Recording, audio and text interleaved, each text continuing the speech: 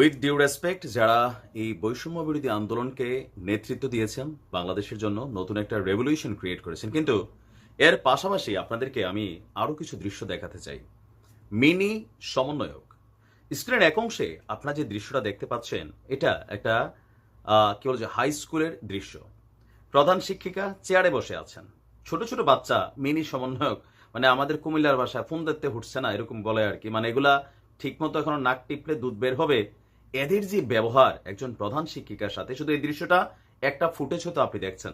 বাংলাদেশের বিভিন্ন জায়গায়, বিভিন্ন প্রাইমারি স্কুল থেকে শুরু করে হাই স্কুলগুলোতেও যখন আমরা এই দৃশ্য দেখতে পাচ্ছি, এটা কিন্তু কোনোভাবে আবার কাম্য না।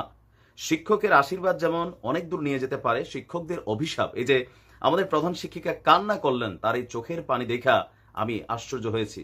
এর পাশাপাশি আবার দেখলাম এক মাদ্রাসা, এক হাই স্কুলের মধ্যে একই দৃশ্য, পরে আবার স্যারদের কাছে এসে এলাকাবাসী বাচ্চাদেরকে ক্ষমা চাওয়াচ্ছে। বাংলাদেশের বিভিন্ন জায়গায় এই মুহূর্তে দুইটা দৃশ্য আমরা দেখতে পাচ্ছি। একটা হচ্ছে আমাদের কুমিল্লা বুড়িচংয়েও ত্রাণ দিতে আসা সমন্বয়ক নামধারী কিছু স্টুডেন্টদের অ্যাক্টিভিটিজ আমরা দেখছি, যে এখানে এসে তাদের ভূমিকা অনেকটা গুন্ডা পান্ডা টাইপের অ্যাক্টিভিটিজ কিন্তু আছে। সারা বাংলাদেশের মানুষ ত্রাণ পাঠাচ্ছে, তোমরা ডিস্ট্রিবিউশন করতে আসছো, একটা এলাকায় আসছো, সেই এলাকার মানুষের সাথে তোমাদের সৌহার্দ্যপূর্ণ ব্যবহারটা জরুরি, এলাকার মানুষের সাথে রেসপেক্ট রাখাটা জরুরি। কারণ মানুষের ভালোবাসা যেমন একদিকে আসে, আরেকদিকে কিন্তু এটা চলেও যায়। আর সব জায়গায় মানে অতিরঞ্জিত কোনো কিছু ভালো না।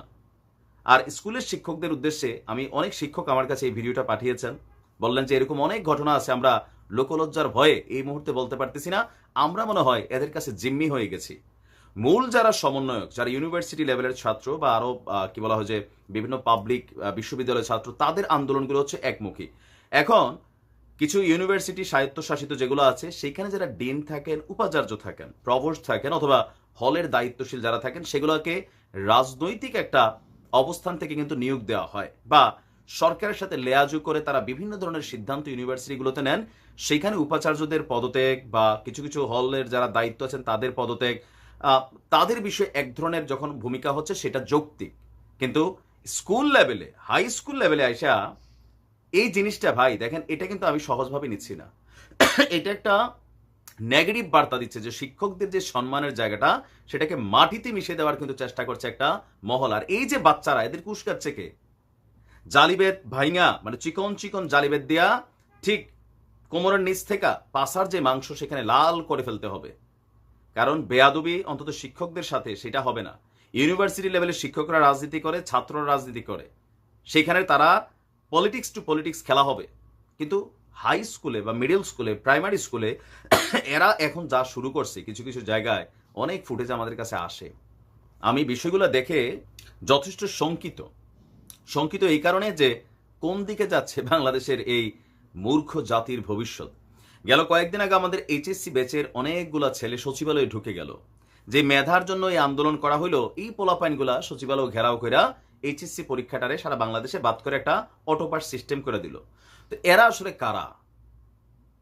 মানে ছাত্র বৈষম্য বিরোধী আন্দোলনের ব্যানারে বাংলাদেশের একটা প্রেক্ষাপট পরিবর্তন হয়েছে রাজনীতিতে, কিন্তু শিক্ষাঙ্গনে অন্তত আমাদের হাই স্কুল লেভেলে, ইন্টারমিডিয়েট পর্যন্ত যতটুকু লেভেল আছে, এইখানে অতি উৎসাহী ভূমিকায় আমাদের মিনি সমন্বয়করা যে কর্মকাণ্ডগুলো করছে, নিজেদের জন্য ভবিষ্যতে কিন্তু দুর্দিন ডেকে আনছে। এই যে এসএসসির যে পোলাপানিগুলো অটোপাস নিলা, এই বাংলাদেশে রিক্সা চালাবা তোমরা, কেন বললাম? একটা এইচএসসি রেজাল্টের পরে তোমার ভবিষ্যতে সিঁড়ি তৈরি হয়। তুমি দেশের বাইরে স্টুডেন্ট ভিসাতে যাবা, ভাই তোমার সার্টিফিকেটের ভিতরে কি লেখা থাকবে? তোমার ভিসাটা হবে? আপনি দেখেন, এগুলো কিন্তু এখন কিছু কিছু জায়গায় অতিরঞ্জিত। আর যে বললাম না, ত্রাণ বিতরণ করতে গিয়েও কিছু কিছু সমন্বয়কদের আচার আচরণ দেখলে মনে হয় যে এরা আসলে কিসের সমন্বয়ক। মূল যে সার্জিস বা হাসনাতদের সমন্বয়ক টিম ইউনিভার্সিটি লেভেলে, এদের হচ্ছে এক ধরনের ভূমিকা। এখন বিভিন্ন জায়গায় কিছু অতি উৎসাহী সমন্বয় গজাইছে, এরা মনে করলেন ধরারে সরা জ্ঞান করে ফেলার ট্রাই করতেছে।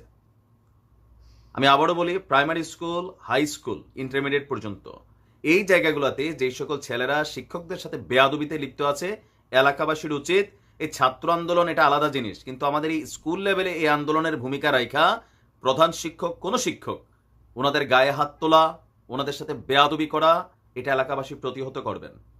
কারণ আপনার সন্তানের ভবিষ্যৎ শিক্ষকরাই গড়ে দিবে। একজন শিক্ষকের গায়ে যখন একটি স্কুলের বাচ্চারা হাত দিচ্ছে, বাকি শিক্ষকদের বিষয়টা কি গায়ে লাগতেছে না? মনে কষ্ট নিচ্ছে না? হয়তো এখন পরিবেশের কারণে তারা কোনো কিছু বলতেছে না, কারণ বেয়াদবি করতে পারে। একসময় ছাত্রলীগকে নিয়ে মানুষ যখন বেয়াদবি নিয়ে কথা বলতে পারতো না, এখন সাধারণ ছাত্রদের মধ্যেও এরকম কিন্তু বেয়াদব তৈরি হচ্ছে। গার্জিয়ান হিসাবে, এলাকার মানুষ হিসাবে এদেরকে প্রটেস্ট করা আপনাদের দায়িত্ব।